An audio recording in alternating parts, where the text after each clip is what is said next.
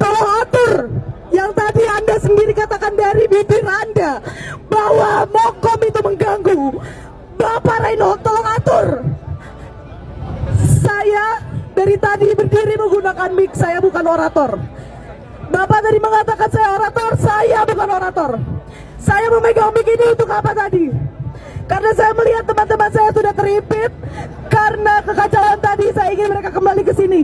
Bukan karena saya takut, bukan karena saya nurut pada Anda, tapi karena bagi saya teman-teman saya lebih berharga. Karena saya tahu bagi Anda nyawa teman-teman saya ini tidak ada artinya. Saya mengambil mic untuk menyuruh mereka kembali karena saya lebih sayang pada mereka dibanding untuk melawan Anda semua. Saya tidak ingin mereka kenapa-napa, saya ingin mereka kesini. Dan Anda dengan Mokom Anda itu, Anda menghalangi saya untuk mengatur mereka. Bagaimana kalau suara saya tidak terdengar oleh mereka karena suara berisik Anda dan mereka ada yang terluka? Ya, terima kasih.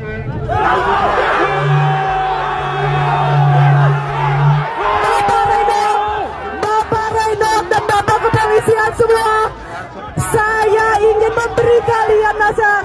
Diam dulu dia, polisi diam. Teman-teman mahasiswa diam dulu. Teman-teman mahasiswa diam dulu. Teman-teman mahasiswa. Teman-teman mahasiswa diam dulu. Sebentar, teman-teman mahasiswa diam dulu. Saya tidak ingin ada kericuan. Dan ketika polisi menggunakan mokomnya, kita harus diam. Kenapa? Karena kita harus mencontohkan pada mereka bagaimana menghargai orang lain. Dan yang kedua, selain mencontohkan pada mereka, kita ingin mendengar bagaimana kemampuan mereka untuk berorasi. Fatimah Az-Zahra tegur polisi, jangan tenggelamkan suara kami. Fatimah Az-Zahra meminta polisi menghentikan pengeras suara agar mahasiswa bisa mendengar arahan dan mencegah kericuhan. Ia menegaskan bahwa dirinya bukan orator, tetapi berusaha memastikan teman-temannya tetap aman.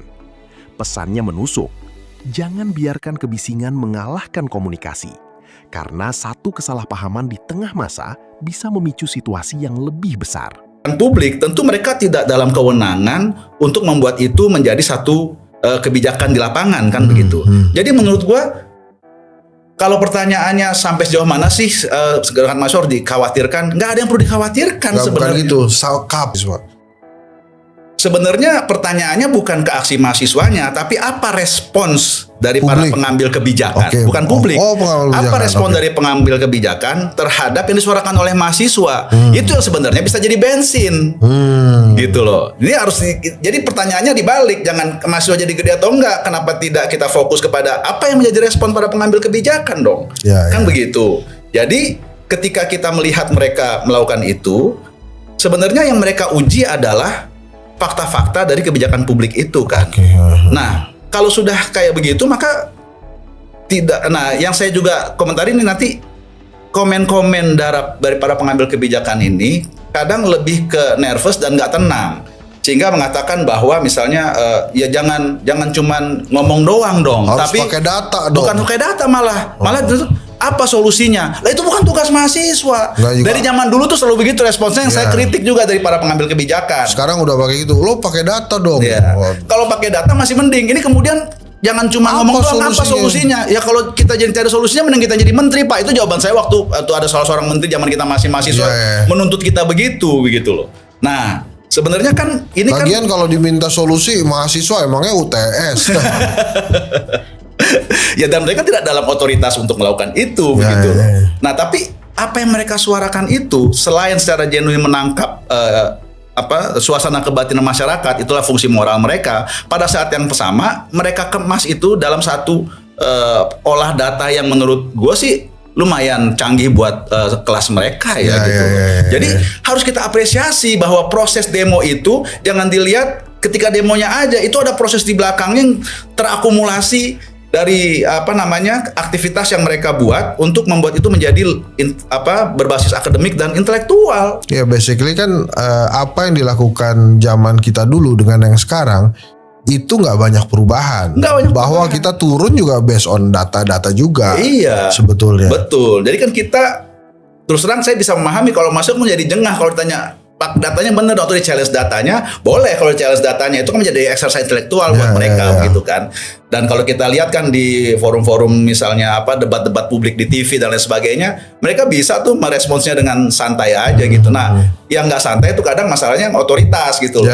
Jadi menurut saya ya kalau istilah sekarang nih, gak usah baper lah gitu dengan kayak begitu. Kalau kemudian ini mau tidak menjadi besar, ya responsnya harus yang pas gitu loh. Nah, yang nggak pas itu misalnya kemudian melakukan intimidasi dan represi, itu udah nggak pas. Itu mah justru akan menyiram bensin di ranting kering, bos. Malah makin gede ya. Malah makin gede. Menurut saya nggak efektif ya kan. Ya contoh-contoh kasus kayak penyiraman air keras sama aktivis lah. Menurut gue sih itu udah sesuatu yang nggak perlu lah dalam konteks kita. Apalagi suasananya kan udah berbeda begitu kan. Nah, sikapi dengan cara-cara kayak begitu menjadi alat tools untuk uji fakta dan kemudian bisa memberikan harapan nggak kepada masyarakat bahwa terjadi evaluasi. Dan ternyata kan emang misalnya beberapa hal yang kita bukan ngomongin itu ya, misalnya tentang entah itu MBG, Koperasi Desa Merah Putih dan lain sebagainya, itu kan dikritik dan pada akhirnya kan toh pemerintah melakukan evaluasi juga pada akhirnya. Nah, kalau saya lihat sih sebenarnya kalau kita misalnya mau mengikuti teori kebijakan publik aja, sebenarnya kan setiap kebijakan itu kan ada yang namanya piloting. Kalau misalnya denger aja sama pemerintah di awal-awal kita bikin piloting aja sehingga kita bisa tahu, kita evaluasi sistemnya bekerja atau tidak. Mungkin tidak akan separah ini misalnya kan setbacknya gitu. Melakukan evaluasi akhirnya kan agak sedikit setback. Nah kayak gitu-gitu kan perlu memang suara-suara yang berbeda, ya kan? Apalagi kan kita ngeliat kan emang agak kurang asik lah. Ya sekarang harus kita akui juga kan gitu kan. Pemerintah memang menjalankan fungsinya sebagai eksekutif, tapi DPR yang harusnya kritis kan juga sekarang kan sudah relatif bisa terkelola dengan baik dalam tanda petik gitu kan. Dalam artian kalau bicara soal kualitas demokrasi harusnya kan nggak begitu. Sehingga kita perlu dong suara-suara yang kayak begitu tuh kan dinikmati juga enak juga gitu ya. Kayak misalnya si Fatima itu ngomong Wakil Ketua BEM UI itu ngomong kalau mau mensejahterakan anak-anak Indonesia, sejahterakan orang tuanya, bukan anak dengan MBG. Halo, gue bilang gitu kan. Ini para orang tua, mana suaranya gitu kan. Jadi kayak gitu kita gitu. Asik juga gitu. Walaupun bisa didebat, ya bisa didebat gitu loh. Cuma maksudnya oke gitu loh. Nah sekarang gini, ada nggak korelasi hasil survei beberapa lembaga survei yang menyatakan kepuasan kepada eksekutif pemerintah itu kan rendah ya, kecil lah. Ada yang bilang 51, bahkan ada yang bilang di bawahnya itu. Ada nggak korelasinya dengan turunnya mahasiswa ke jalan, bahwa mahasiswa ini justru lebih nyata menyuarakan ketidakpuasan kepada kinerja pemerintah? Menurut lu gimana tuh? Gue melihat kehadiran aktivitas kemahasiswaan bahkan di era seperti sekarang ini udah nggak bisa dihindari, bos. Di zaman dulu aja akhirnya meledak juga kan ketika zaman sebelum reformasi. Ketika suasana dibungkam begitu aja meledak, apalagi sekarang udah era demokrasi dengan platform media yang luar biasa, udah beda banget sama kita kan gitu kan. Lu mau larang TV nasional. Sekarang pun kalau kontrol mungkin masih bisa sesuai dengan jangkauan pemerintah yang bisa dia kontrol kan misalnya. Tapi dengan perbedaan platform media yang udah kayak begini nggak bisa juga. Dan akhirnya apa? Kan lu tahu, lu wartawan juga kan. Kalau udah media nasional itu melihat udah sekian lama itu bergulir di media sosial yang non mainstream, mau nggak mau yang mainstream pasti akan angkat kan. Ya live. Ya akhirnya kan kita lihat dalam 2-3 hari ini setelah pasca hari hanya itu kan, ketika itu mainstream di dunia ketika itu terangkat di media non mainstream, akhirnya kan ya media-media mainstream mau nggak mau ngangkat juga akhirnya gitu. Karena itu kan ya mereka juga industri, mereka kan melihat pasar juga. Kalau nggak mereka nggak relevan jadinya.